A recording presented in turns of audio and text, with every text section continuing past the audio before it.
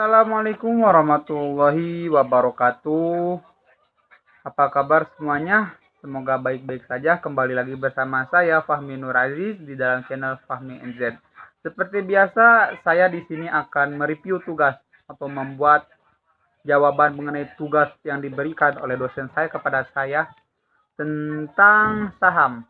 Nah, saham ini sangat erat kaitannya dengan manajemen keuangan. Oleh karena itu, dosen saya menugaskan saya untuk membuatkan sebuah video review tugas mengenai saham. Nah, definisi saham yaitu ialah suatu instrumen keuangan yang menunjukkan kepemilikan atau bagian kepemilikan seseorang atau entitas dari suatu perusahaan. Nah, saham ini terbagi menjadi dua. Ada yang disebut dengan common stock atau saham biasa, dan ada yang disebut dengan preferred stock atau saham preference. Pemegang saham biasa atau common stock, mereka memiliki hak suara dalam rapat umum dan setelah itu mendapatkan dividen. Tapi setelah pemegang saham preference. Adapun saham preference lebih diprioritaskan dalam mendapatkan dividen dan likuiditas. Jadi perbedaannya yaitu pada sisi penerimaan dividen. Jadi apabila pemegang saham preference itu lebih diprioritaskan, lebih didahulukan daripada pemegang saham biasa. Setelah itu bagaimana sih si saham ini bekerja? Nah, ada runtutannya teman-teman. Pertama yaitu ada yang disebut pasar saham. Pada pasar saham ini perusahaan memperdagangkan sahamnya baik berupa bentuk barang ataupun elektronik. Nah, dalam pasar saham ini terjadi penawaran dan permintaan, baik si investor ataupun dari perusahaan yang menawarkan saham. Setelah itu ada yang disebut dengan initial public offering. Nah, initial public offering ini di mana si investor akan membeli saham dari sebuah perusahaan. Nah, dengan cara IPO atau initial public offering, si investor membeli saham tersebut. Nah, setelah itu si investor dapat mendapatkan dividen dari hasil saham yang mereka titipkan. Dalam cara menganalisis suatu saham itu terdapat dua cara. Cara analisis yaitu analisis fundamental dan analisis teknikal.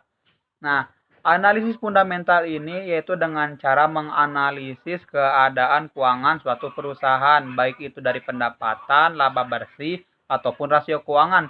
Selain itu, kita dengan menganalisis keadaan eksternal seperti pertumbuhan ekonomi ataupun industri.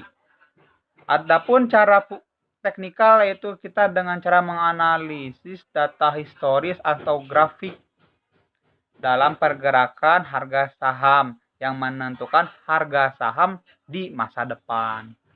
Teman-teman, pas saham ini memiliki resiko dan keuntungan, ya. Jadi apabila kita akan melakukan saham, investasi saham, terdapat resiko dan keuntungannya. Resikonya yaitu ialah saham ini memiliki resiko pasar, likuiditas, dan bisnis yang harus kita dipikirkan terlebih dahulu. Nah, risiko ini terjadi bagaimana kinerja dari suatu perusahaan ataupun ekonomi yang terjadi pada daerah tersebut.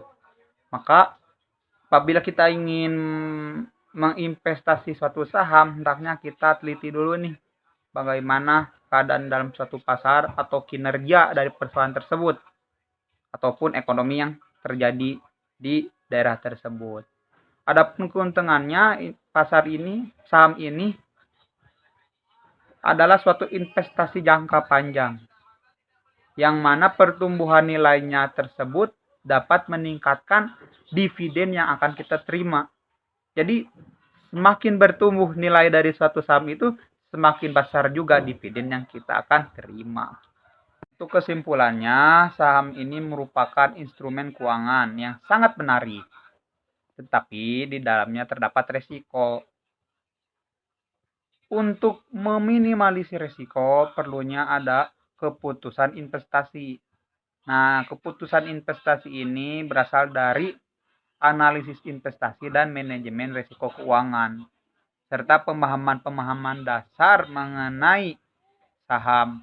agar kita mendapatkan keuntungan dalam jangka panjang dengan saham ini. Ya mungkin hanya sedikit saja yang bisa saya sampaikan, kurang lebihnya mohon dimaafkan karena saya masih dalam tahap belajar. Dan jangan lupa untuk selalu mendukung channel ini dengan cara subscribe. Ya meskipun videonya gak niat sih, gak diedit, gak gimana ya, tapi ya semua butuh proses. Ya meskipun lambat juga. Ya mungkin hanya itu saja. Saya Fahmi Nur Aziz. Wassalamualaikum warahmatullahi wabarakatuh.